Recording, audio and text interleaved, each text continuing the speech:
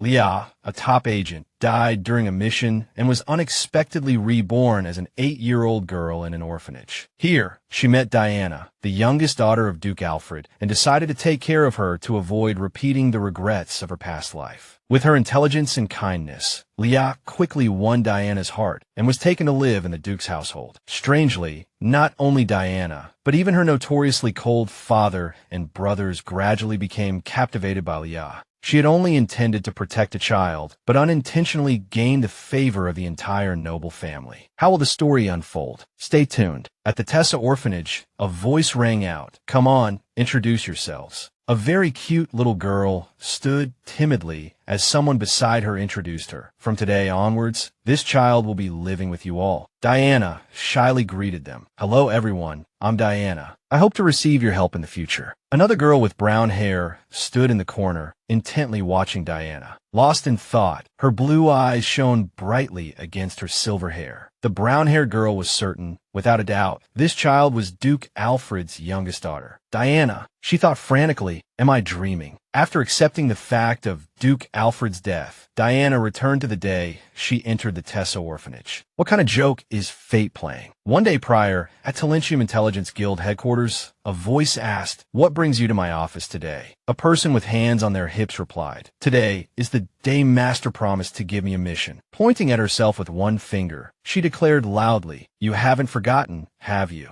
I'm Leah, Talentium's top agent." The man smiled. "Leah, has the day finally arrived?" Leah grumbled loudly, "Master, I'm very unhappy. Out of all the top agents, I'm the only one who hasn't received a decent mission in over a week. You're underestimating my abilities." The man chuckled. "A decent mission? Don't worry, Leah, I haven't forgotten. And this time it's a big one." This surprised Leah, her pupils dilating slightly. Pointing at Leah, he continued, "Tomorrow, due to other arrangements, I will be away temporarily. Complete the mission I previously assigned to Jade and wait for my return. Can you do it?" Leah happily accepted the mission. "Leave it to me." In another room, Leah's voice rang out again. "Where?" "Duke Alfred's household." She excitedly slapped the table and stood up. "Master really gave me the mission to infiltrate Duke Alfred's household." Jade, holding a glass of water, leisurely replied, "That's right. Do you live to deceive people? With your skills, of course, Master should give you this level of mission." Leah was somewhat suspicious. "Oh my, you usually only mock me. Why are you praising me now?" Jade defended himself. "Everyone knows you're very capable. It's just that we're jealous of Master's favoritism towards you, so we're unwilling to admit it." Hearing this, Leah asked in surprise, "Favoritism?" Leah began listing the missions she had received. Helping villagers find handkerchiefs, helping lost children find their homes. The more she spoke, the angrier she became, leaning closer to Jade's face and pointing at him. "He only gives me these kinds of missions every day. What's there to be favored about?" Jade had nowhere to retreat. "Oh, forget it, forget it." Suddenly, he remembered something and asked her, "Leah, didn't you say you had an acquaintance in Duke Alfred's household?" Leah hesitated slightly. "Me? When did I say that?" Jade began to recall. "Don't you remember? That day you just came of age, had your first drink, and talked about your time in the orphanage, right?" Leah could only force a smile and pat his shoulder. "If I was drunk at the time, I might have been talking nonsense. How could I possibly have any connection with such nobility?" Leah changed the subject, preparing to slip away. "Oh my, it's gotten so late without me realizing. I have a mission tomorrow, so I'll go to bed first." She bid farewell to Jade. "Goodbye, Jade. Enjoy your meal." Jade was stunned and quickly called out to her, "Leah, wait." Leah had already left, and Jade remained standing there, watching her go. Suddenly, he revealed a sly smile. Leah recalled Duke Alfred, the man known as the Sword of the Laxitan Empire. Just as Jade had heard, I have an indelible connection with Duke Alfred's family. Even after 10 years, I still remember it clearly. That gaze as sharp as a blade, and those ruthless decisions. Of course, Leah, hidden in the tree, continued to ponder. The emotions of that time will not affect today's mission. She remembered the instructions, thoroughly investigate who the visitors to the target residence are and what they are discussing. Leah observed and calculated. I predict important figures will visit, but this atmosphere is truly suspicious. The Duke's knights were all gathered, but the atmosphere was so quiet that it was hard to believe any guests were expected. Leah thought, what secrets are they discussing? An extremely luxurious carriage slowly drove in. Was that the guest carriage? A voice called out, inviting the people in black cloaks into the house. "Come in." That was Duke Elliot's voice. I've been waiting for you. Leah was surprised to see Duke Elliot himself greeting them. Not a servant. It seems these aren't ordinary guests. I need to follow them and see what's going on. Just as Leah turned to leave, a sword was placed against her neck. Who are you? The young man in royal military uniform asked coldly. If you don't identify yourself, you die. He was the eldest son of Duke Elliot, Lucius Elliot. A name involuntarily surfaced in her mind. Lucius, I don't want to see you at all right now. But according to the information clearly conveyed by Jed, Lucius had already left the Duke's mansion today. That guy, he deliberately gave me false information. Lucius interrupted her thoughts. You'd best surrender and confess who sent you. Then I'll spare your life. Leah forcefully pushed the sword away, which surprised Lucius. He affirmed, so, that's your answer. Then I won't hold back. With a single stroke, Lucius sliced off Leah's mask, revealing her face. Lucius gasped.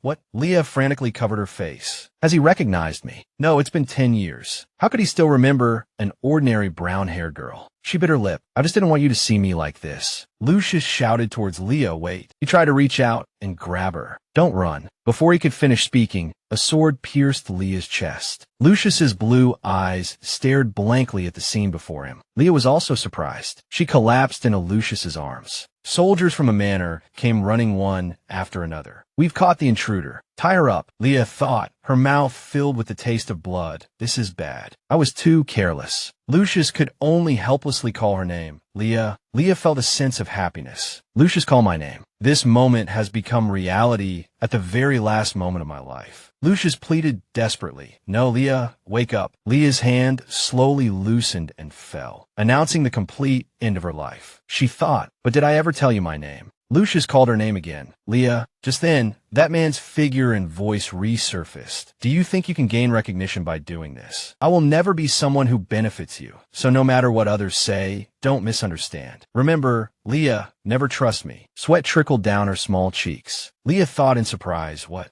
I'm still alive. She looked at her hands. I was clearly stabbed through the heart. So why doesn't it hurt at all? What's going on? Leah sensed something was wrong. Her face turned pale. Leah looked around. Wait, this is impossible. The shabby bed, the tattered curtains. It was the familiar sight of the orphanage I had grown tired of in my childhood. If the image in the mirror wasn't an illusion. A voice called her name, pulling her back from her thoughts. Leah. Leah came back to her senses. What's wrong? Emily asked Leah with concern. Are you sick? You just spaced out while eating your bread. Aren't you going to eat anymore? Leah handed the bread plate to Emily. I'm not very hungry today, Emily. Can you eat it for me? Emily asked happily. Really? Can I really eat it? The little girl politely thanked her. Thank you, Leah. Leah continued to ponder. The feeling of every drop of blood flowing through my body is still vivid, but I've returned to the past, as if it were all a dream. Now I'm peacefully living an ordinary life again. It's unbelievable. A rude voice rang out, hey. Another older child came over and ordered, if you're not going to eat that, give it to me. Leah, search her memory. Thomas. I remember. He's the one who bullies everyone in the orphanage just because he's strong. Leah immediately retorted, don't be ridiculous. Why should I give you my food? Thomas was startled by Leah's reaction. Why you? What did you say? He shouted, you dare talk back to me. Just then, a white-haired boy walked over. Be quiet, he reminded them leisurely. Do you want to get scolded by the Yanjiang? The enraged Thomas cursed at Jake. Mind your own business. You used to bully kids too. Thomas looked at the bread, a flicker of fear crossing his face. They're usually so quiet. What's gotten into these kids today? He reached out to grab the bread. Emily screamed as she saw the bread being taken away. Thomas taunted triumphantly. What's wrong? I'll eat it for you. Leah stood up angrily. Stop right there. Emily tugged on Leah's hand and said to her, Leah,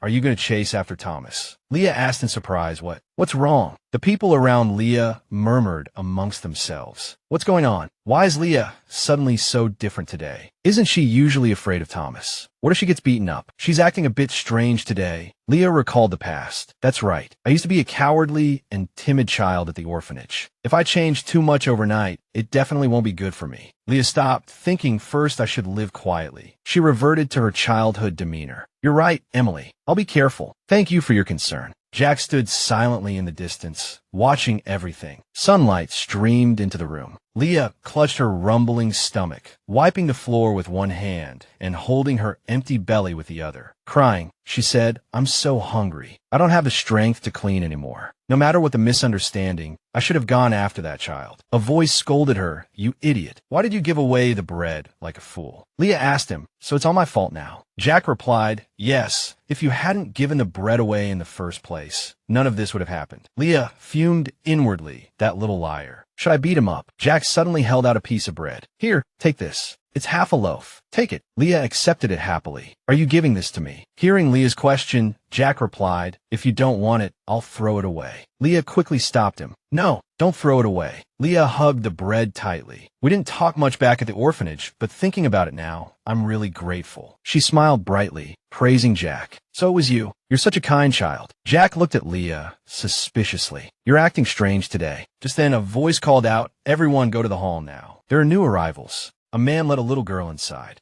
"This is now. The day I died at the Duke's mansion was also the day Diana, the Duke's youngest daughter, returned to the Tesso orphanage. Can this be a coincidence?" The other children looked at Diana and murmured, "What's wrong with that child?" Suddenly, there's another mouth to feed. We barely have enough food as it is. We're starving. Diana's figure was reflected in Leah's eyes. If Diana hadn't appeared here in the past, then Duke Alfred wouldn't have raised the orphanage, and I wouldn't have become a vagrant. After suffering all night and figuring everything out, Leah called out, "Hey, Diana." Leah looked down at Diana. "How old are you?" She thought, I could blame everything on Diana if I wanted to. But no matter who I blame, nothing will change. And looking at this innocent child in front of me, I can't bring myself to put all the blame on her. The little girl spoke. "I'm 4 years old." Leah took Diana's hand and lifted it up. "You even remember your age. You're such a smart girl, Diana." Diana looked at Leah in surprise. "Let's go take a bath first." Diana happily followed Leah, who silently bowed to Diana. "That's right. Who knows? Maybe this will be a chance to change both mine and Diana's future." Diana, enjoying her bath with Leah, exclaimed excitedly, "Hooray for Diana." Leah happily chimed in, "Yes, you're amazing." Leah wrung out the towel for Diana and wiped her face. "Here, let me wipe you. Aren't you cold?" Diana replied,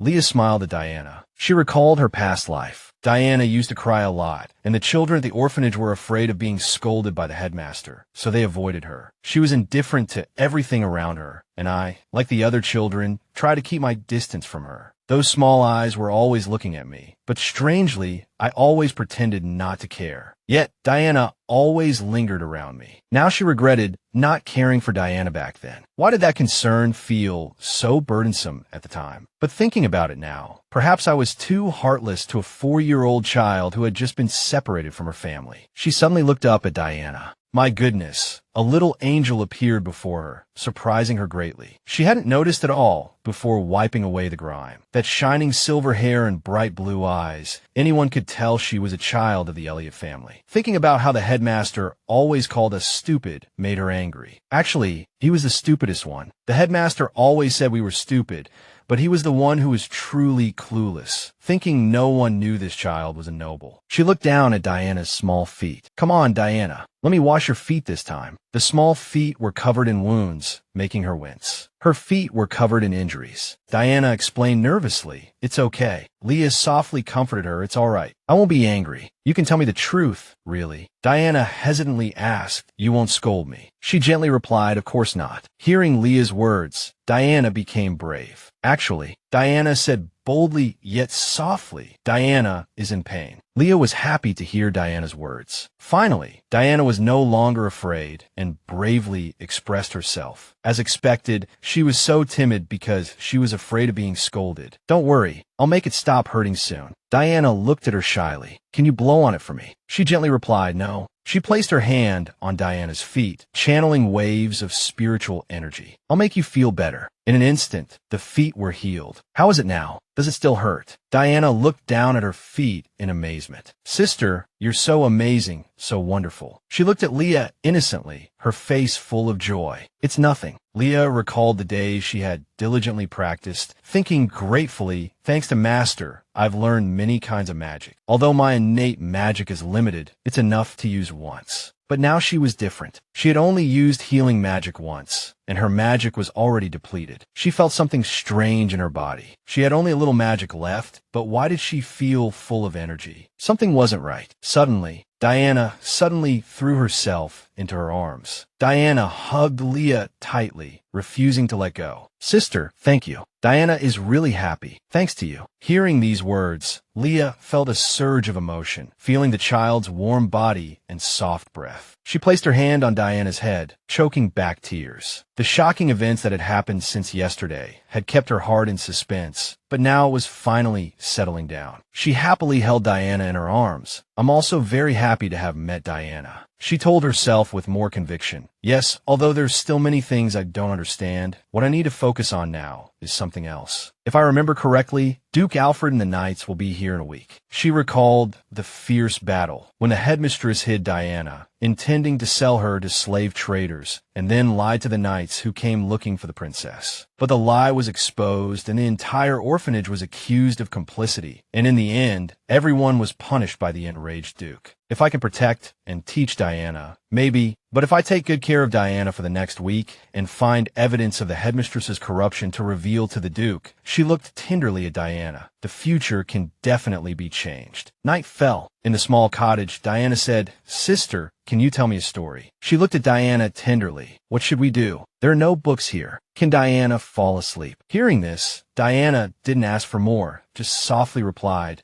Seeing Diana a little disappointed, she said, "Then I'll tell you a story from the past." Diana looked at Leah curiously, "But sister," Diana touched the necklace around Leah's neck. "What's this?" Hearing this, she lifted the necklace and touched it. It looks pretty, right? I've been wearing it since I was left at the orphanage door. I don't know why, but I feel like I can't take it off." While touching the necklace, she suddenly realized it was broken and said in a panic, "Oh no, when did it break?" She looked down at the necklace sadly. "I've always treasured it because I thought it might help me find my parents, but now it's cracked." Seeing Leah's sadness, Diana comforted her. "Even though it's cracked, it's still beautiful. Just like you." Leah was surprised by the compliment. "You think I'm beautiful?" Diana immediately nodded in affirmation. "Yes, you're beautiful." Diana looked at Leah happily. "You're really beautiful, like you're glowing." Leah looked back at Diana happily. "No one has ever called me beautiful before." "Thank you, Diana." She also looked at Diana happily. "You're the first person to say I'm beautiful." She recalled that, in fact, when she was little, she also thought she was beautiful. Even she herself would be startled every time she looked in the mirror while washing her face, because she was so surprised. Although no one outside cared about her, and no one around her said she was beautiful, she always indulged in the thought, "Is everyone jealous of me?" So they don't say it. So she told herself not to mind until that day, until she heard those words. Come to think of it, Anne's hair color is unexpectedly pretty. I want to be like her too. She said happily, "Liz, do you think my hair color is special or pretty?" Liz looked at her. "Leah's hair color. Your hair is very smooth, really." But she was shocked to hear these words. "It's just brown." She cried out in a panic. A drop of juice fell. "Leah, are you all right?" She couldn't believe what she had just heard. What did he just say? She knelt down in fear. "My hair is brown. Unbelievable. It turns out that the way I see myself and the way others see me are different." She had never believed the things others had said about her. "Everyone, what color are my hair and eyes?" "They're both brown." "Yeah, your eyes are dark brown, and your hair is a lighter shade of brown." Back then, she thought everyone was jealous of her, since everyone said so. She was worried and scared. "So are my eyes really different from others?" But she couldn't accept it and tried every way to prove she was right. Even so, she still couldn't believe it. So she asked a painter to paint her portrait and even specifically asked her master. Those things are all in the past, not worth mentioning anymore. They're all in the past. Now, she had someone she wanted to cherish and more important things to focus on. Lunchtime arrived, and the children excitedly sat at the table, eating and drinking. Diana happily showed off to Leah, "I'm finished." Seeing this, she praised Diana. "Diana, you ate so well." In the midst of their happy meal, Diana suddenly became a little down. Was she still hungry? Leah offered her own bread to Diana. After all, she was still small, and it was normal to be greedy. "Here, you can have this too, Diana." Diana happily accepted it. "Thank you, sister." Watching Diana eat, Leah breathed a sigh of relief. "I'm still a little hungry, but I'm older, so it's nothing." When it was time to work,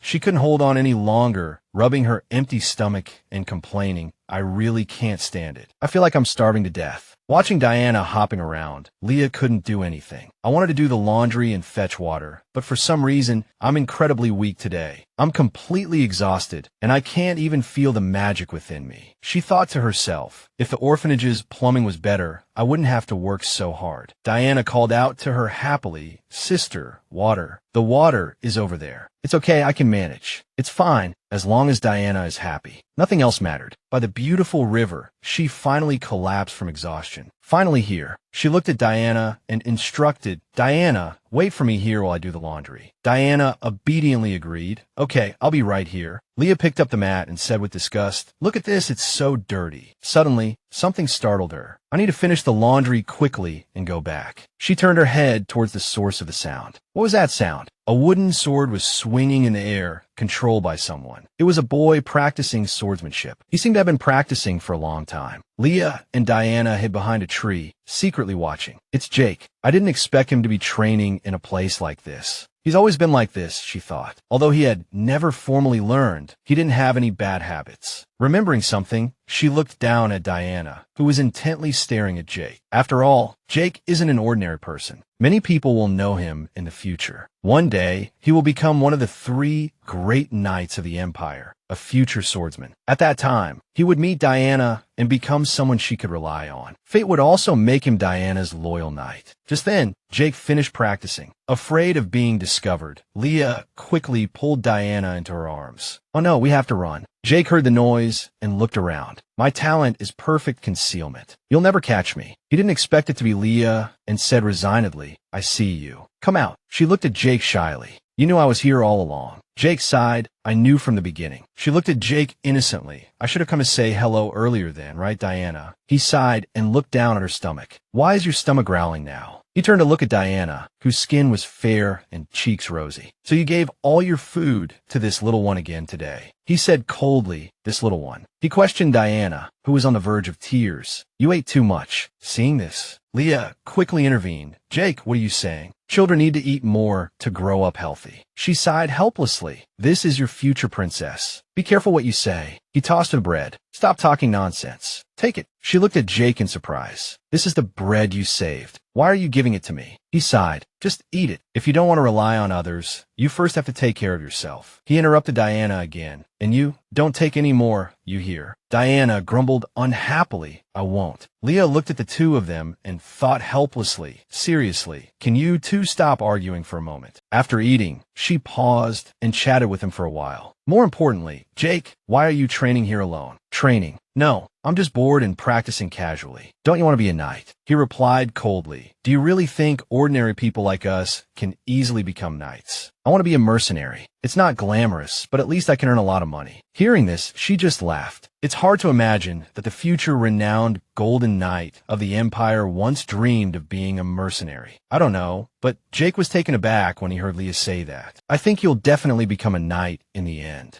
Jake felt a little uncomfortable. "What do you know? You have no idea how difficult it is." Leah said calmly, "I know it's difficult." She looked at Jake happily. "But as long as you work hard, you can definitely do it, right? You want to be a knight too, don't you, Jake?" He looked at her with a hint of longing. "If I keep working hard like this, I can definitely do it." His face flushed. Then he helped Leah carry the water buckets. Leah watched Jake leave. This made Leah fall into deep thought. He always pretended not to care, but even while complaining, he had always been protecting Diana. She recalled later instances of Jake protecting Diana. After all, if he truly didn't care at all, he wouldn't have stepped forward to protect Diana when no one else dared to. She chased after him. True knights aren't judged by their titles, but by their willingness to stand up for the weak. Suddenly, she felt something throbbing in her foot. "I ran too fast. Now I have a cramp." "Sister." Hearing Diana call her, she turned to look at Diana. "I'm tired. Can you carry me?" Jack noticed something was wrong with her foot. "All right, I'll carry you."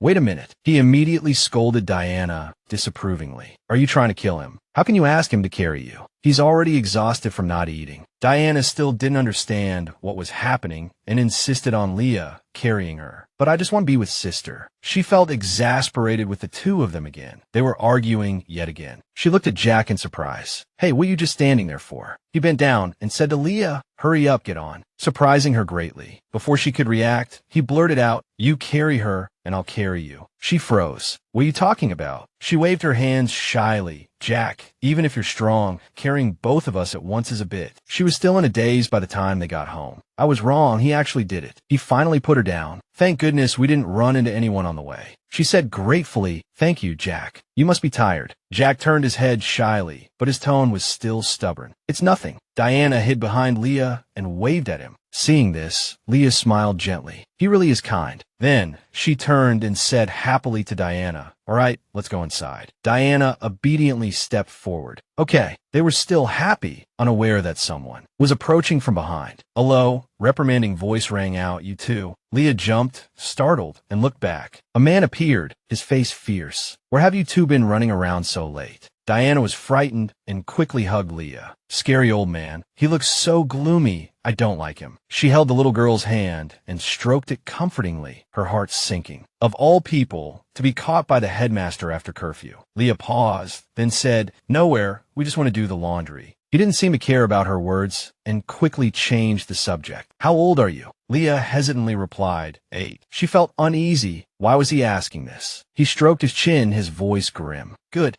He turned to leave, not forgetting to add a threat before he went. "Enough, get inside. If this happens again, I won't let you off so easily." Leah watched him leave, stuck her tongue out, and made a face. "He always acts tough, but all he does is drink." Diana called out to her sister. The little girl widened her eyes and whispered pathetically, "Is the scary old man gone?" Seeing this, Leah patted Diana's head. "Diana, he's gone now. Don't be afraid." "So cute." "All right, let's go inside and sleep." The little girl happily agreed. "Okay, Diana wants to sleep with Sister Leah." Leah smiled gently. That day, Duke Elliot came to the orphanage and rescued Diana and Jack, who were locked in the attic. Then he executed the headmaster on the spot and punished the entire orphanage. Leah held Diana's hand. That day isn't too far off. Her voice was firm. "To protect Diana and the other children at the orphanage, I have to find evidence that will bring down the headmaster." Lucius was standing there, looking into the distance, when a respectful voice suddenly rang out. "Your Excellency." He gravely reported the results of the search. "We have searched every orphanage and alleyway in the territory, but we still haven't found the princess." He then said, "Expand the search area immediately." Lucius frowned and ordered, from now on, thoroughly inspect all ships arriving from neighboring countries. Duke Elliot was the head of the Elliot family, and he recalled the image of his beloved daughter from a few days ago. That day, Diana disappeared while attending a celebration. At first, everyone thought the young miss had simply wandered off and would be found quickly. Lucius clenched his fists, fighting back his grief. "My friend, do you feel the same?" Suddenly, he asked, "Thad, I heard you haven't eaten or slept in days. Are you expressing your dissatisfaction?" Thad was startled and quickly explained, "No, I've just been looking for the young miss." Lucius interrupted him. "Yes, we must find Diana, no matter what." He continued, "But in your current state, you're of no use." Hearing this, Thad bit his lip, 1,000 words unspoken. After a long time, as if making up his mind, he said, "I understand. I'll take care of myself." Sid watched him silently. Suddenly, he smiled with satisfaction. He recalled their previous conversation. "I just need to deliberately spread false rumors about Thad being removed from the princess's guard detail. Cause him a little trouble, and that's enough." Things seemed to be going even smoother than initially planned. The Duke had completely lost trust in Taz. Poor Taz, he had no idea he was being played. Lucius pointed to Sid. "Sid, Taz, and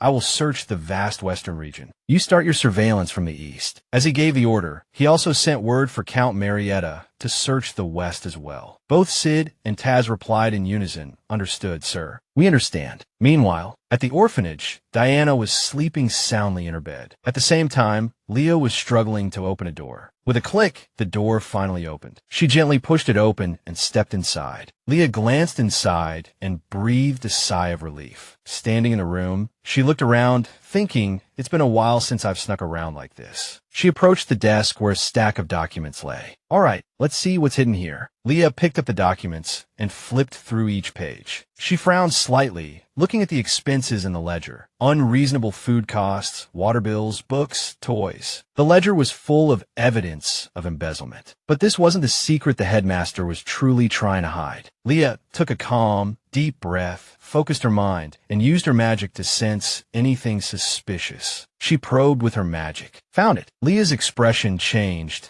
as she quickly lifted the rug beneath her feet. This was no ordinary rug. she discovered a door underneath, an ancient artifact enchanted with a perception-blocking spell. Leah bent down and opened the door. Why would something so valuable be hidden in a dilapidated orphanage? Then she saw a large chest below. What's hidden under the floorboards? How could it be so big? Leah could hardly believe she'd found it so easily. Found it. She opened the lid to reveal a stack of documents and several books. Leah pulled out a book at random. There are far fewer here than on the desk. What reason could he have for constantly hiding things? She flipped through the book page by page. It contained information on all the children who had stayed at the orphanage. Suddenly, Leah noticed that some names weren't recorded. These names in the notes section, they looked familiar. She shuddered, as if remembering something. I know these people. She recalled her time as a spy for Tarantium. These were the names of the criminals from the slave auction case that had shaken the empire. Leah couldn't believe it. She gritted her teeth and cursed in anger. That bastard. He's colluding with a child trafficking ring. She took another deep breath and used her magic to copy all the contents. Calm down. I need to copy this book and the transaction records. I'll give the originals to the Duke as evidence. They might find out sooner or later, but I have to hold out until Duke Elliot arrives. Suddenly, a few drops of blood fell. Leah gasped. Blood. Her face paled. Without realizing it, blood was seeping from her mouth. Leah touched her lips. This is blood. Blood poured from her mouth, staining her hands. The overuse of magic had taken its toll. Leah endured the intense pain. With blood still on her hands, she tremblingly used a spell to recall the blood from the floor. But I can't collapse. Even if the headmaster returns, he won't find any trace of intrusion. I must hide the evidence until the Duke arrives. She walked to the door, wiping her mouth and encouraging herself. This is my goal. A few days later, the scene shifted to a mansion filled with laughter and lively conversation. Leah was absent-mindedly wiping a glass window when a voice called out, Leah. Startled, she turned around. Hello, Anne. Did you sleep well last night? And asked cheerfully, how about you? You've been looking weak lately. Leah casually replied, just a slight cold. I'm fine now. She smiled brightly. Really?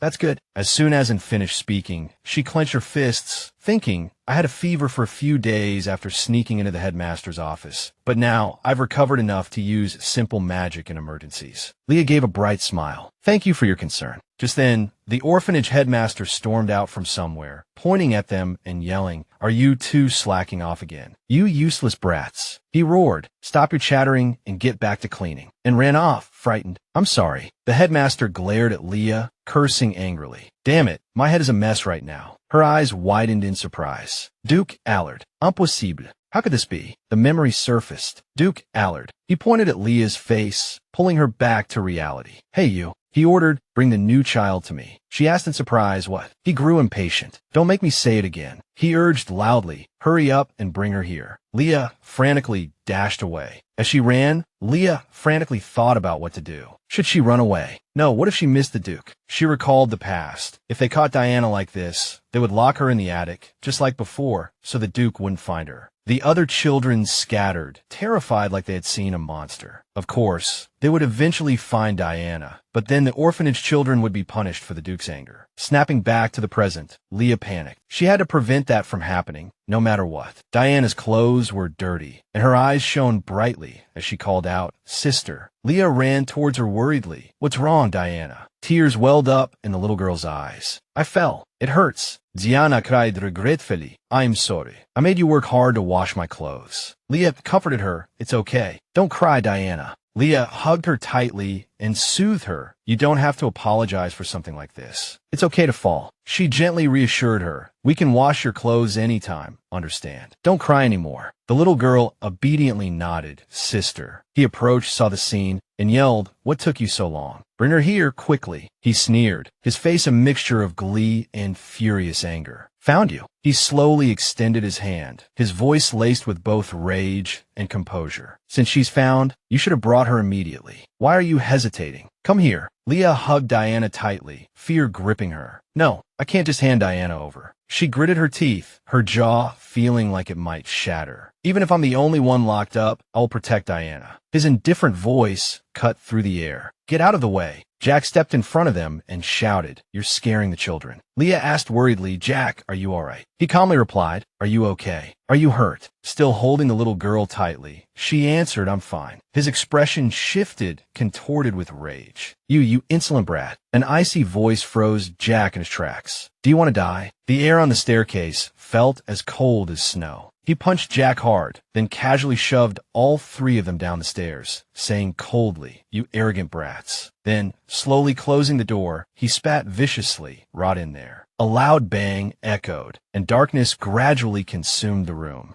Leah immediately sat up, anxiously asking, Diana, are you hurt anywhere? Diana inusan raplia. No, imukai. Are you? She reassured her, don't worry about me. Leah called out urgently, Jack, are you all right? She shook his body, repeatedly calling his name, Jack, Jack. Leah's face became even more worried. This is bad, she thought. He's unconscious. He's too badly hurt. I can't just leave him like this. How can we get out of here? Just as she thought this, something flickered behind her. Sensing something, she turned towards the light. Leah rushed towards it and quickly started tearing down the wooden planks. She desperately pounded on the boarded-up area, her mind racing with worry for Jack and Diana. Leah grew increasingly anxious. Even though the Duke might eventually come looking for them, anything could happen in the meantime. They had to get out of there as soon as possible. The light grew brighter. Please, she thought, even just a small chance. Finally, she succeeded in removing all the planks. The door to freedom appeared before her. A mixture of relief and disbelief washed over Leah. I did it. The gap is big enough for me to crawl through. She climbed out the window and surveyed her surroundings. Her hands were covered in splinters and probably sticky with something, but she ignored the pain, focused only on rescuing herself and her friends. If she made any noise, everyone would notice, especially the headmaster. So there was only one way. Diana asked worriedly, Sister, your hand. Leah softly called out, Diana. She offered a gentle, reassuring smile. I'll be back soon. The more she reassured Diana, the brighter Leah's smile became. I'll definitely bring your father back, so while I'm gone, you have to take good care of him, okay? The little girl cried out in fear. Sister, don't go. Leah jumped out the window. Below, a royal army was marching towards the orphanage. Lucius said, in a remote mountain orphanage. A respectful voice replied, My lord. Bianca saluted respectfully. We have completed the search of the surrounding area. We haven't found anything suspicious. He praised her. Well done. Take me back immediately. She replied respectfully. Understood. He spread his arms wide, his face beaming with a welcoming smile. I didn't expect we would have such an esteemed guest. He gestured towards the children. These are the children we care for. The children trembled with fear. As you requested, I have gathered all the children from the orphanage. Bianca covered her mouth and whispered, My lord, as expected, the young miss is not among them. However, the headmaster's behavior is very suspicious. The way he treats the children. Lucius listened intently, then said loudly, I see it too. He looked at the children and spoke loudly. Where are your children? Luxio asked directly. Have you seen any children with platinum blonde hair and blue eyes? He pointed accusingly and shouted, The Duke is asking you. Answer quickly. Hearing him yell, the headmaster's face instantly turned cold. We don't know, the children answered. We don't have any children like that. He smiled smugly. I spent half my fortune installing anti-detection magic devices in the attic and cellar. Even Duke Allard would have a hard time finding any evidence. Luxio warned, if you're lying, there will be severe consequences. The headmaster said confidently, I swear, I've never seen a child like that. Suddenly, an overwhelming pressure descended upon everyone present. Bianca sensed something and reported, My lord, there's an incredibly powerful magical force. This is completely abnormal. Luxio reached out, sensing it as well. I can feel it too.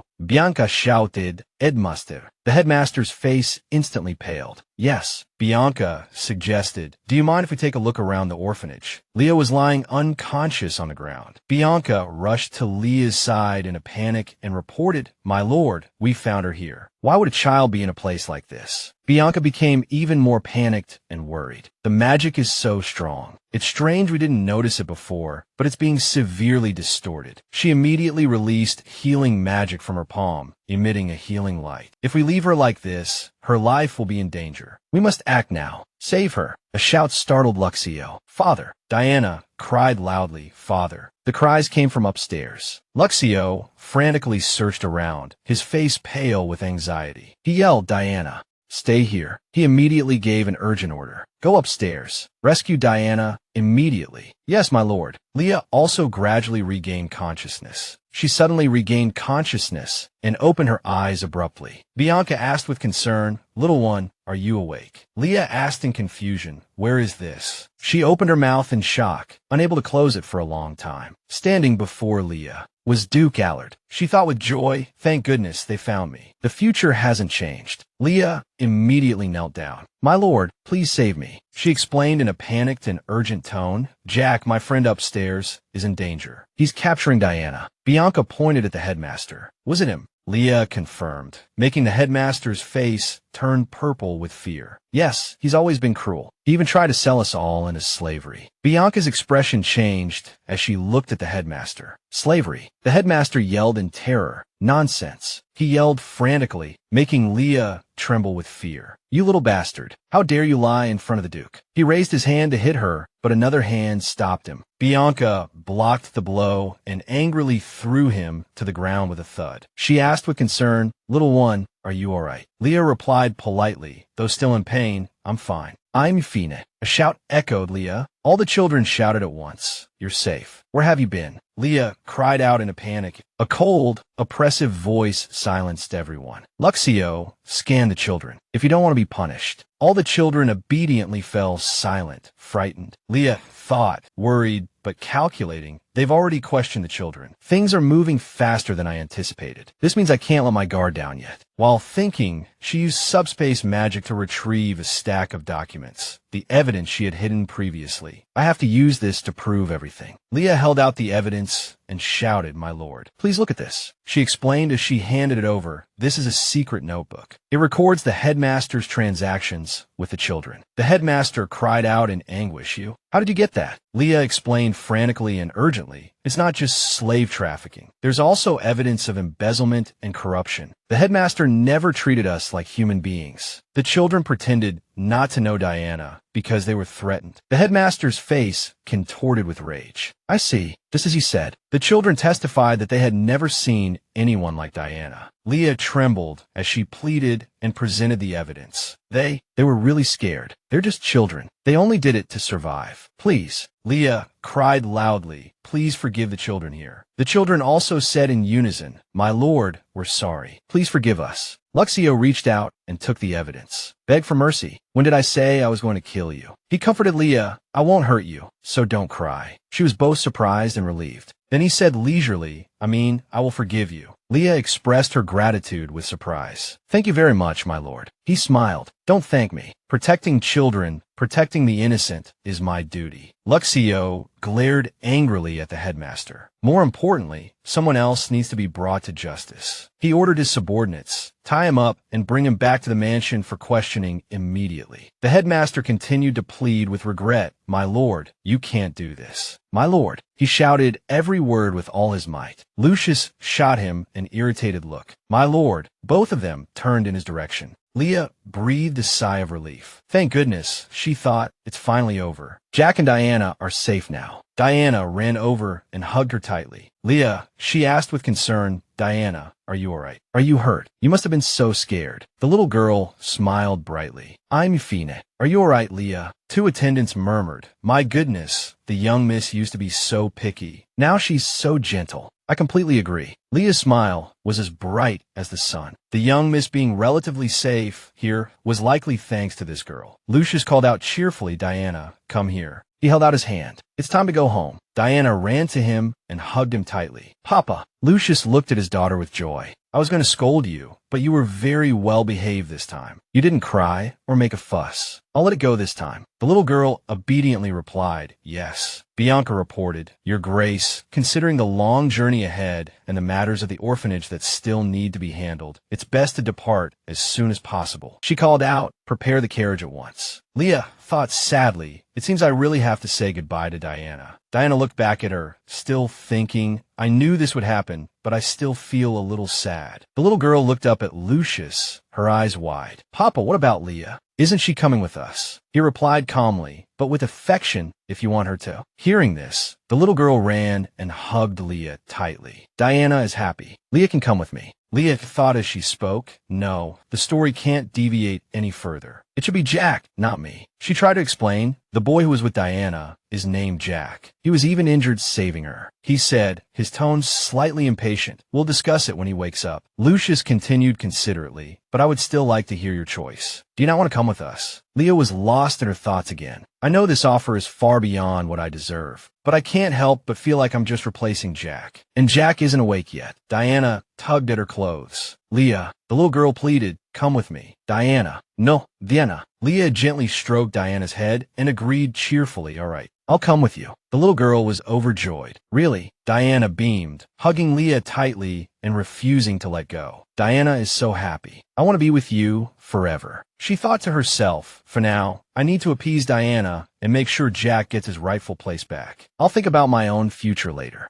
Lucius instructed, the carriage will be here soon. Wait here for a moment. She agreed. Suddenly, a voice called out. Mississippi Tass bowed. I'm truly relieved to see you safe. He also thanked her. Young lady, I must also thank you for protecting the miss. Leah felt unworthy of his praise. No, I only did what I should have. Tass sadly admitted his fault. Your Grace, when we return, I will accept whatever punishment I deserve for failing to protect the miss. Please accept this heirloom from my father. He took a necklace from his pocket. Even if I lose my knighthood, I will spend my life protecting the miss. Lucius scolded him, you fool. Only you would use your parents' heirloom to prove your loyalty. He ordered, put away. Focus on your apprenticeship. Tass hesitated. But your Grace, I recognize this man. A knight whose badge was cleaved by a sword. He will become Jack's adoptive father and the vice-captain of the knight's election. Tass said respectfully, Your Grace, the carriage has arrived. Lucius and Diana entered the magnificent carriage. Leah hesitated, thinking good. She asked aloud, May I ride in the carriage as well? Lucius asked, What? Are you worried there's no room? She quickly replied, No, not at all. As he boarded, he said, A small child like you won't take up much space. Don't worry. The little girl said, excitedly, Diana and I will sit together. Leah slowly climbed in. Come in.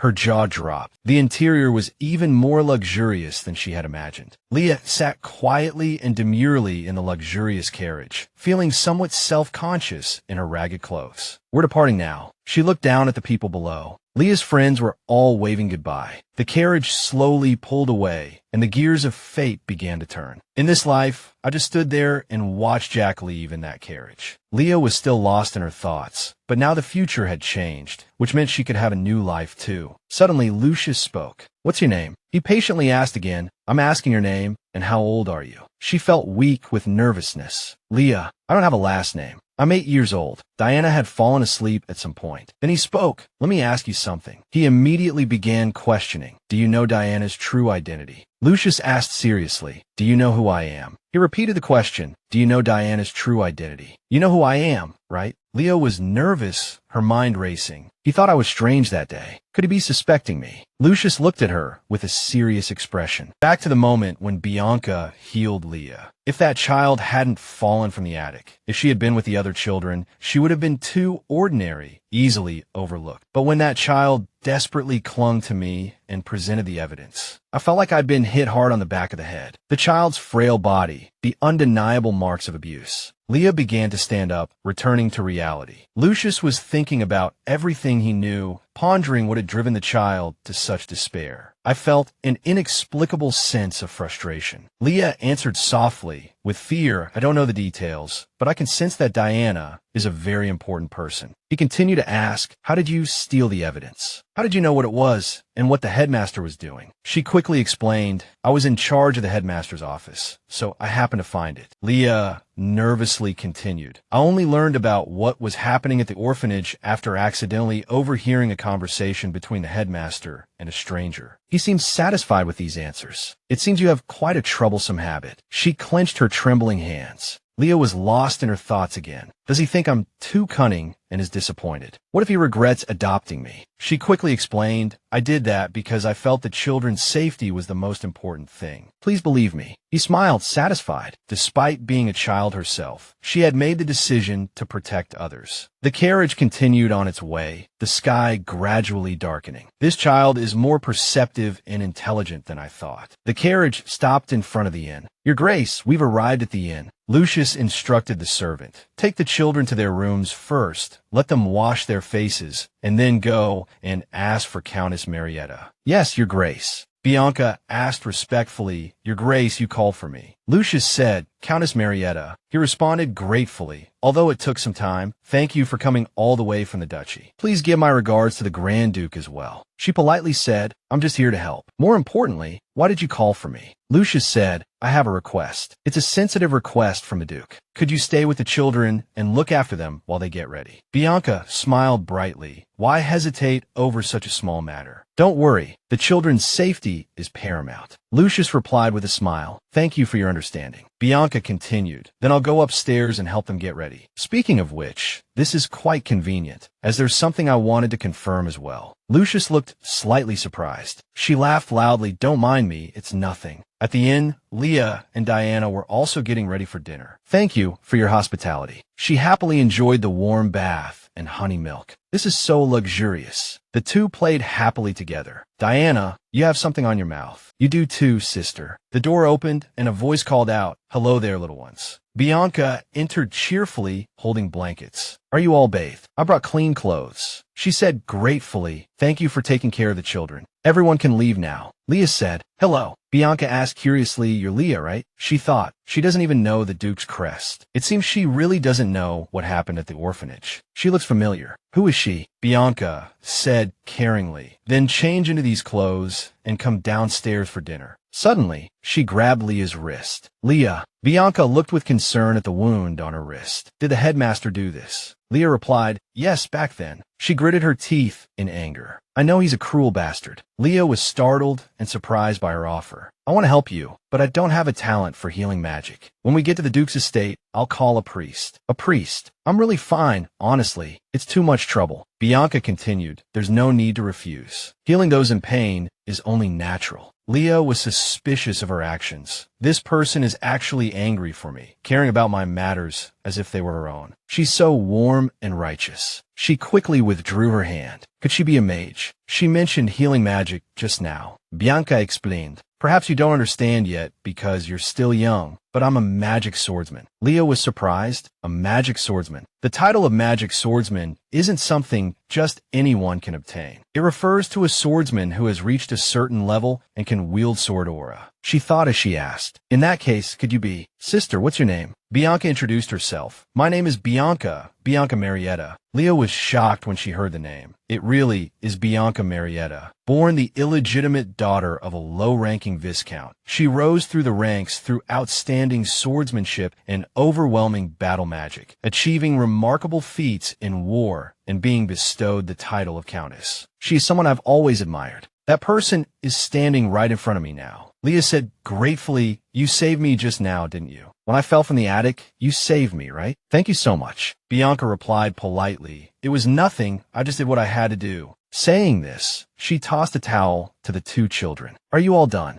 Bianca instructed. Now that we've all introduced ourselves, let's get ready for dinner. Both children smiled brightly and replied in unison, Yes. The door opened. Sir, both of them were dressed magnificently. I brought Miss to the dining room. The table was laden with delicious food. Lucius said, I understand. Thank you for your help. Countess Bianca politely replied, It's nothing. I didn't really do much. Diana saved a seat and cheerfully called out, Sister, over here. Sit next to me. Leah was a little timid and uneasy. Diana, but my status is different from yours. Can I really eat with you? Seeing this, he said, Sit down and eat. It's all right. The food was placed before her, and it looked delicious. She was happy. This was what she had been longing for. It had been a long time since she had a proper meal. Just then, a maid whispered something, and Countess Bianca immediately rushed over to report, Sir, I'm sorry. I have an urgent matter to report. Lucius, still unaware of what was happening, said, What is it? Have dinner with us first. She replied that she had to return to the Duke's territory immediately. Bianca said seriously, I think I must return to the Duke's territory at once. So suddenly, Lucius was surprised. She replied, Yes, the Duke contacted me through communication magic. It seems there's an emergency. He said with some regret, I was hoping to thank you properly when we arrived at the Duke's estate, but it seems it can't be helped. Please convey my gratitude to the Duke for sending you all this way. Bianca replied with a smile. Thank you for your understanding. Leah was puzzled. Bianca was leaving, and she felt sad. We haven't really talked much, and now we have to say goodbye. Bianca looked at her and said, Leah. Bianca extended her hand in invitation. Would you like to come with me? Leah was shocked and flustered. Emmy, go with you. Lucius was also surprised. Countess Marita, what do you mean? Bianca explained, I mean exactly what I said. I want to take her with me. She recalled and explained, when I first saw Leah, I sensed abundant magic power and immense magical talent within her. However, because she isn't familiar with controlling her magic yet, her body is still being damaged. She needs someone to guide her in developing her talent. Of course, it depends on whether she's willing. Lucius said, I don't know why you're suddenly saying this, but don't worry. The Duke's household has many mages who can use magic power. He continued to question, you're not thinking of taking a citizen of the Empire to the Duke's territory without a proper reason, are you? Bianca looked surprised. I absolutely do not mean that. She looked at Leah and asked, Leah, what do you want to do? Leah hesitated.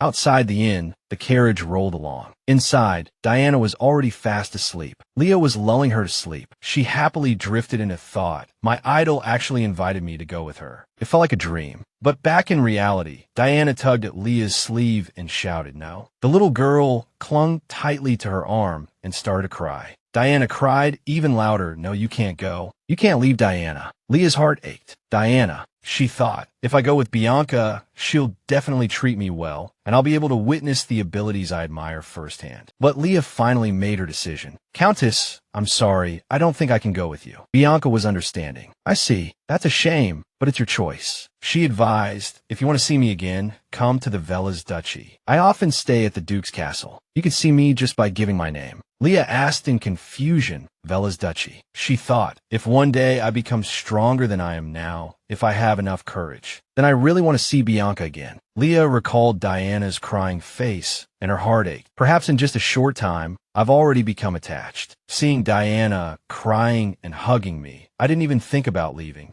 Of course, it would be a lie to say I'm not disappointed, but I also have a responsibility to take care of Jack and Diana. That's not the only reason I made this decision. Most of my knowledge revolves around the Empire, and if I want to utilize that knowledge, staying in the Empire is the best choice. In my past life, all my efforts to be recognized, what did they amount to in the end? Leah felt as if she had been pierced by 1,000 arrows. The memories end here. I don't want to repeat the same mistakes, to live that kind of constrained, helpless life again. Leah looked into the distance. In this life, I will stand firmly on my own 2 feet, using my abilities and knowledge of the future. She stretched awake. I only dozed off for a bit. I didn't realize it was already morning. Leah wondered curiously if the Duchess was still on her way back to the estate. She thought to herself, I actually don't know much about the Bear's estate, only that the Duke will later become Diana's godfather. He was the Empire's only archmage. When I grow up, his son, the young Duke of Velas, will be even more famous than his father. They say he possesses astonishing beauty. Lost in thought, Leah suddenly gasped. People often said that when he and Prince Allard were together, it was like the sun and moon shining together. She fell back into that old memory. She had never thought about these things before, but since she would be staying at the Duke's estate for a while, she would see him sooner or later. He was the last person she saw the moment she died. Lucius called to her, Leah, go wake Diana. Yes, before this magnificent and opulent mansion, a symbol of power and wealth, we're home. Leah's mouth dropped open in astonishment. She gazed at the gate in awe, feeling completely different. Alan ran over and hugged Diana tightly, shouting Diana. He squeezed the little girl in his arms, overjoyed. Where have you been? You're finally back. Duke Allad's second son, Alan Allard. All the servants were assembled. Diana's mother was also there, opening her warm arms. Come here. Diana's mother shed tears of joy. Mother missed you so much. The little girl ran over and hugged her mother tightly, and they both cried. Mother. Leah smiled, happy for them. So this was the Duchess. She was truly happy that Diana had returned to her family. But when would they hand her over to the head butler? Alan looked at her in surprise and turned his head. Hey, who are you? Leah asked. Puzzled, are you talking to me? Alan said uncomfortably. Who else would I be talking to? His tone grew sterner. Why have you been following my sister? It seems like you came with her. What's your purpose? Diana stepped forward to protect Leah. The little girl shouted angrily, Don't bully my princess, you bad guy. Alan was so startled by this outburst that all he could say was, "What?" Diana's mother also panicked. "What?" His sister's words broke Alan's heart, and tears streamed down his face. "Diana, where did you learn to talk like that? What are you saying?" Leah remembered what the orphanage director often said to the children. "You useless children." She was a little speechless. "You've learned the director's way of talking." Leah ran over and grabbed Diana's small shoulders, gently reminding her, "Diana, how can you talk to your brother like that? Those are bad words, the director says. You can't learn them." Lucius's voice interrupted the two children. Him again. His expression was serious, not at all friendly. "When he confesses, I'm going to cut out his tongue." Leah panicked when she saw him. He seemed truly angry. What should she do? It took her several minutes to stammer out, I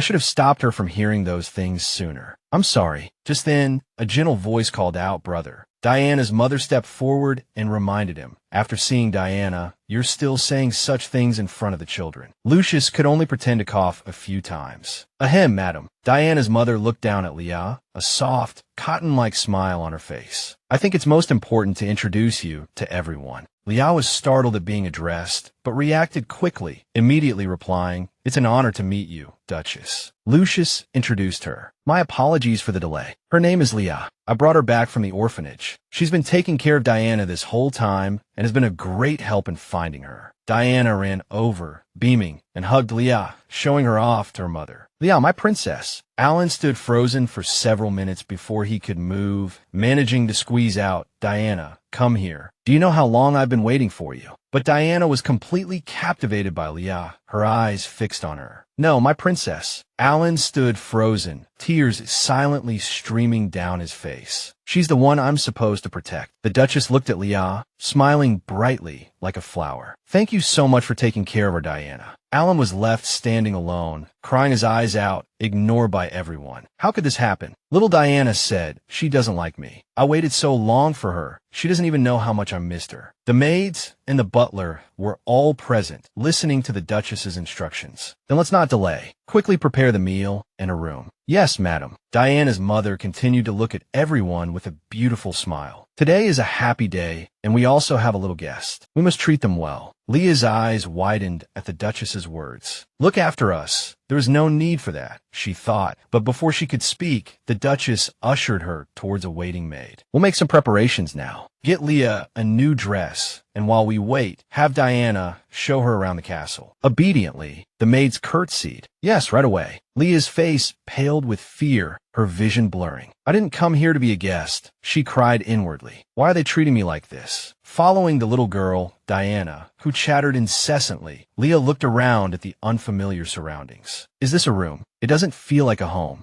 Diana brought over some books, a bright smile on her face. "Read to me, princess." Leah picked up a book and looked at it. "Is this a fairy tale book? Is it Diana's favorite?" Diana nodded eagerly. "Yes." "Read it to me, please." "All right," Leah agreed, happily opening the book. "This is a good opportunity with the maids here. If I can prove I can read, maybe they'll let me stay with Diana." "Okay, I'll read to you," she said to Diana. Just then, the Duchess entered the room. "Is everyone ready? Are you going to read?" Diana quickly answered for Leah. "Yes, big sister is going to read to me." She looked delighted. "Yes, the princess is going to read to the princess." The Duchess, however, had to apologize to her younger daughter. "I'm sorry, Diana, but the princess and I have to go out for a little while. We can read when we get back, all right?" Diana's eyes widened, her small teeth showing. "Diana wants to go too." The Duchess shook her head. "I really wish I could take you with me." She began to coax her daughter. "You and the princess can play together today. We need to decorate the room a little. It's a bit too plain right now, isn't it? Not fit for a princess to play in." Diana, easily appeased, was completely convinced and no longer wanted to follow them. Instead, she became excited about staying in the room. "I'll decorate the room by the time you get back, okay?" "I will.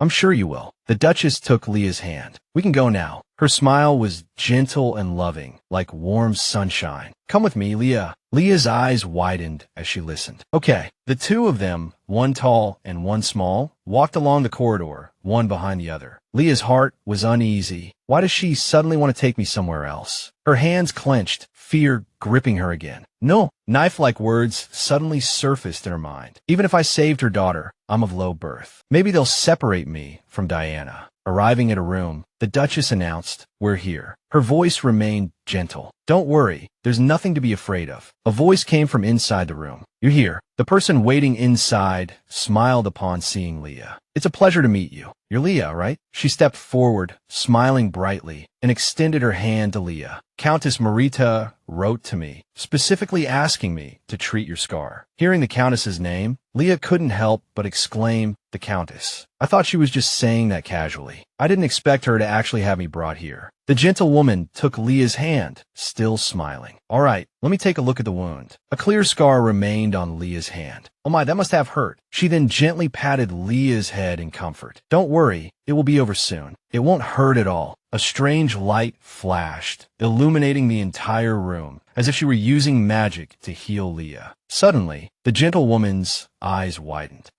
Diana's mother, also watching anxiously, asked what's wrong. The gentlewoman stammered this. Her next words shocked little Leah. The little girl's eyes widened as she accepted the painful truth. Divine power had no effect on her. The gentlewoman withdrew her hand, puzzled. "Why is this happening? Is there a reason? I don't know. This is the first time I've encountered this." However, Leah and Diana's mother were both sitting on a bench, listening to her. "All I can say is, I can't heal her." A hint of sadness flickered in Diana's mother's eyes, but she forced a smile and comforted the child beside her. "Leah, it's all right. The Duke's family has a specialized magician skilled in healing magic. We'll definitely find a way. Don't be too discouraged." Leah understood and replied with a smile, "It's okay, Duchess. Please don't worry." But in reality, her small hands were clenched tightly, revealing her fear and unease. Not being able to remove the scar wasn't a big deal, but for a citizen of the kingdom who should have been blessed by the gods since birth, not being able to use divine power was a much bigger problem. The child sat quietly in the corner, her gaze drifting into the distance, lost in her thoughts. Was the headmistress right? Is there really something wrong with me? Just then, the Duchess called her name. Leah immediately turned around as something was placed in her mouth. Her eyes lit up. It was sweet chocolate, which she loved. Diana's mother smiled gently again and asked little Leah, "How is it?" "It's a magic medicine to make you feel better." She looked like an angel. "Do you feel better?" Leah suddenly froze.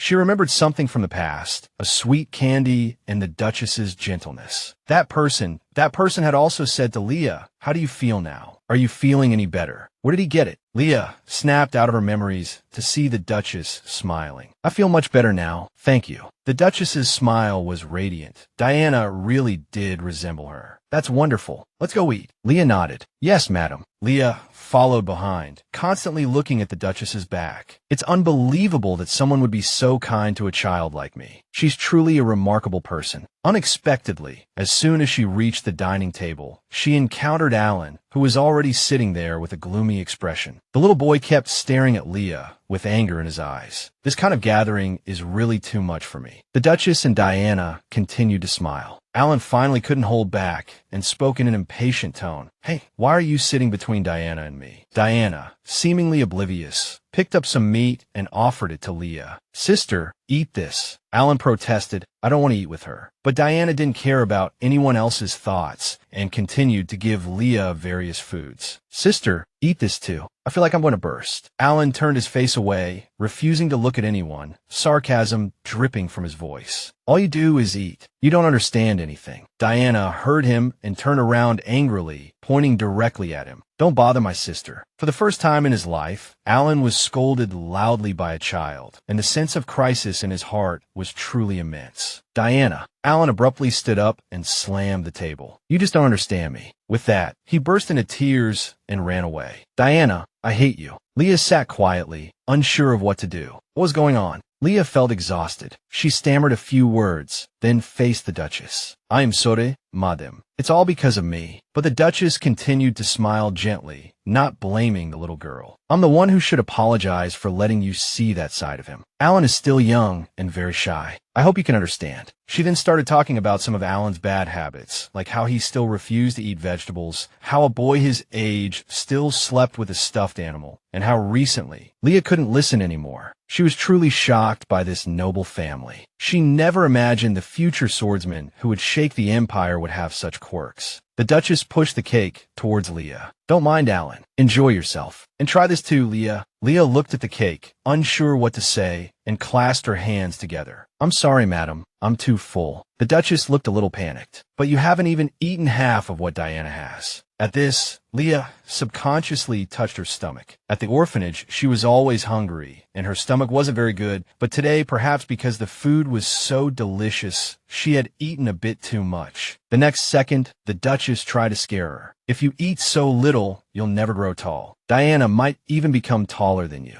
Diana chimed in, "That's right, sister, eat more." Leah picked up her fork and poked the cake. "Then, I'll have a little more dessert." The Duchess brightened up again. "Everyone knows there's a separate stomach for dessert." Leah suddenly stood up, causing the other two to widen their eyes. The little girl, overcome with joy from the delicious food, exclaimed, "It's so delicious." The Duchess breathed a sigh of relief. "Indeed, our chef makes the best cakes." Diana gave her another piece. "Sister, eat this too." Leah couldn't help but take a few more bites. The cake was truly delicious. The little girl felt like she was dreaming a heavenly dream. This moment, eating delicious food with kind people, was the happiest moment of her life. Meanwhile, Alan was sitting in a corner outside. "I'm so hungry." The next morning, the Duchess was directing the servants. "This side needs to be expanded, and the furniture needs to be rearranged." Just then, Diana shouted from inside the house, "Mother." The little girl ran over in a panic. She then hugged her mother. The Duchess comforted Diana. "What's wrong? Why are you so flustered?" Diana was on the verge of tears, her words barely coherent. Sister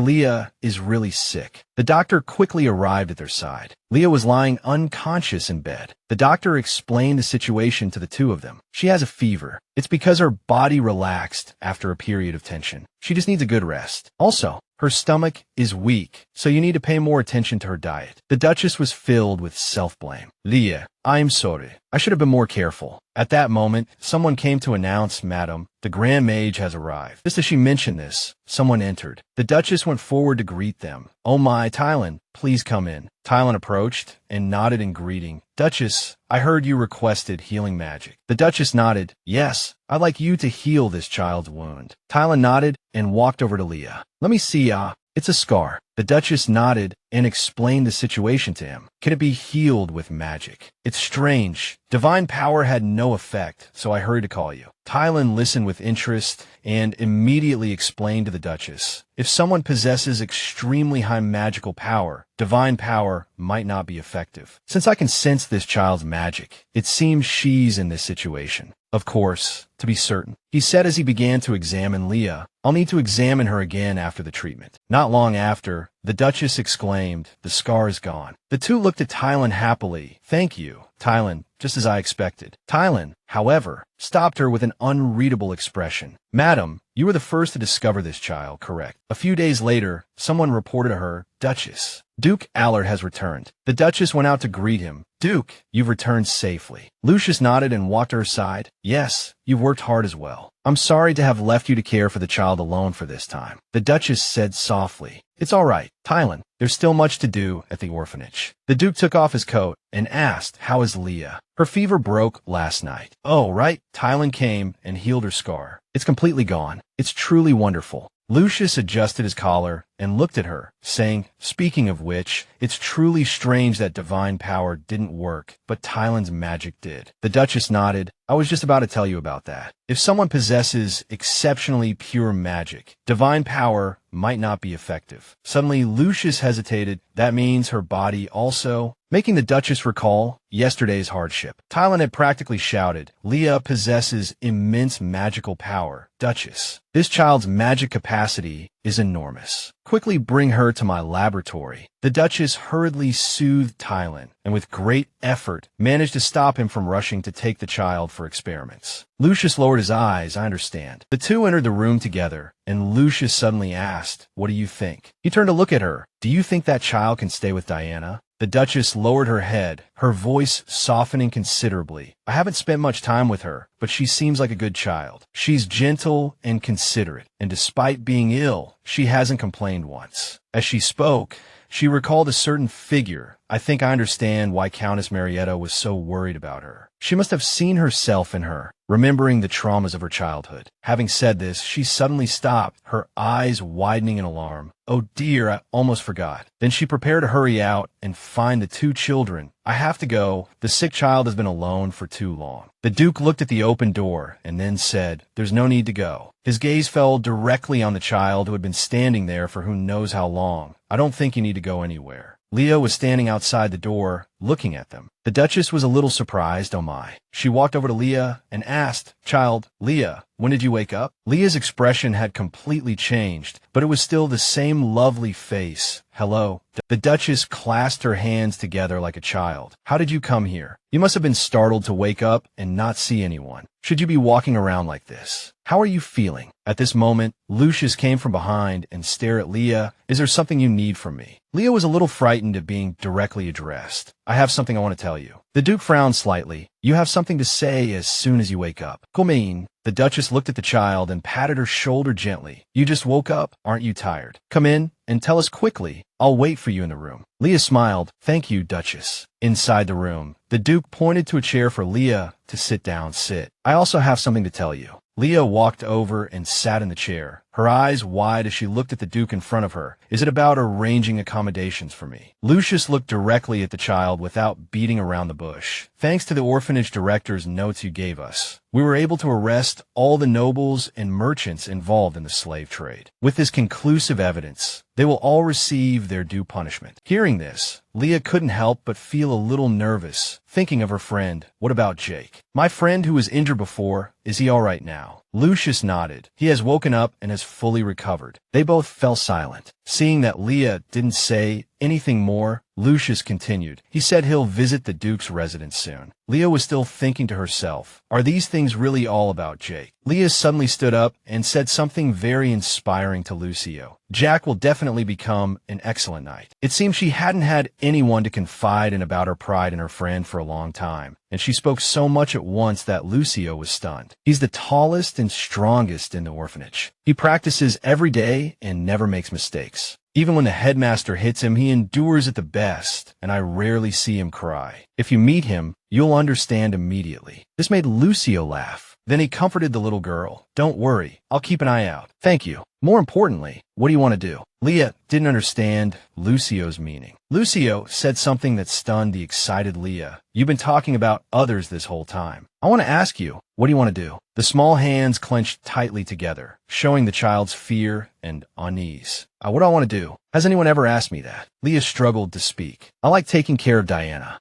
Lucio didn't pay much attention to the little girl's answer. "You should have heard Countess Marietta mention that you have magic, right? The healing mage said your magic is very pure and abundant, so your healing magic is more effective. You may not understand now, but having magic means you have infinite possibilities. However, it's difficult to control it yourself. You need help." At this point, Lucio extended his hand, hoping the little girl would agree and trust him. "The Duke's family has many excellent mages. If you're willing, you can also become a mage, but you still need to learn some other things." The last sentence was a guarantee given when Leah was surprised. "I will sponsor you." Contrary to the answer Lucio was prepared for, Leah asked, "If I refuse, will you send me back to the orphanage like the other children?" Leah lowered her head, looking at her toes. "I just want to be a maid." Leah clenched her hands. She understood everything, but she knew she was refusing a very generous offer, yet she had no other choice. Being sponsored by a noble also meant being bound to the family, which contradicted her biggest plan, to leave this place one day and live a free life. The little girl bit her lip thinking of her friend, but the most important thing now was to find a place for Jack. Seeing the Duke's long silence, Leah was worried and tried to say a few more words to persuade him. "I can take good care of Miss Diana. I can take care of her meals, make her bed, and even read to her. I'm also very good at cleaning. I do these things every day at the orphanage." Lucio could only sigh after hearing this. Not wanting to make things difficult for the child, he nodded. "All right, as you wish." Leah's smile finally returned to her face. "Thank you very much." Having achieved her goal, the happy little girl wanted to leave. "I'll go back to my room now. Please take care of yourself." The little girl ran into the hallway again, lost in her thoughts. Even though everything went according to plan, why did she still feel uneasy? No, I don't want to rely on others again and then experience pain again. She accidentally bumped into someone and fell to the ground. Before she could react, she cried out in pain, but heard Alan's annoying voice. What are you doing? The boy still looked at her with disgust. Why are you coming out of my father's study? Leah tried to stand up and dust herself off. It's hard to explain. Alan, still angry for some reason, grabbed Leah's shoulders and shouted, Do you think me, Diana, and my mother aren't enough? Suddenly, the boy let go of Leah.